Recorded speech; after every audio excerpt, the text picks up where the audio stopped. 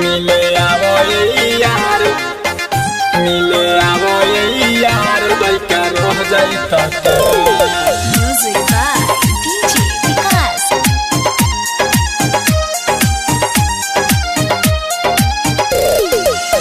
Mix by Malik Recording Studio, Bade Amar, Gopalganj.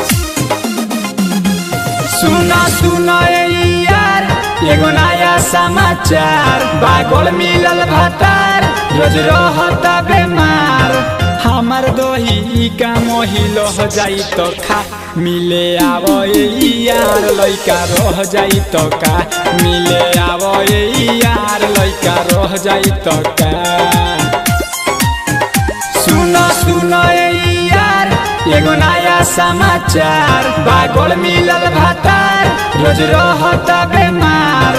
हमर दोही का मोहिलो हो जाई तो खा, मिले आवो यार, लइका रह जाई तो का, मिले आवो यार, लइका रह जाई तो का,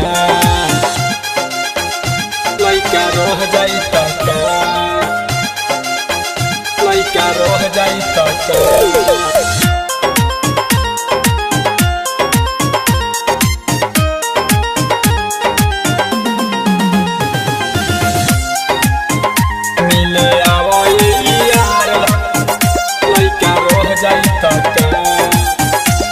जवानी बेसुमार कब करे ना उघार, चोली अलगे चिलाओ, खुलल ना एक बार, खुलल ना एक बार, खुलल ना एक बार।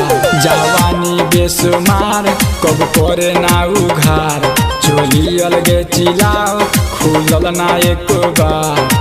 भले खून से सुन के नदी बह जाई तो का, मिले आवो यार, लइका रह जाई तो का, मिले आवो यार, लइका रह जाई तो का, मिले आवो यार, लइका रह जाई तो का। Recording Studio, Bade Amar, Gopalganj.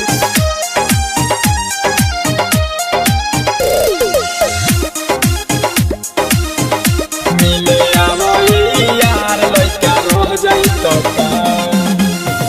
खुला रही के मार कर जई हार पार, लेके मरी हो अखबार, लगातार कमर के मार, लगातार कमर के मार, लगातार कमर के मार। खुला रही के मार कर जई हार पार, लेके मरी हो अखबार, लगातार कमर के मार। धनंजय साहेब जान कुछ कर जाई तो का, मिले आवो यार, लइका रह जाई तो का, मिले आवो यार, लइका रह जाई तो का, मिले आवो यार, लइका रह जाई तो का। सुना सुना यार एगो नया समाचार, पागल मिलल भतार, रोज रहता बेमार। हमर दोही का मोहिलो हो जाई तो खा, मिले आवो यार, लइका रह जाई तो का, मिले आवो यार, लइका रह जाई तो का।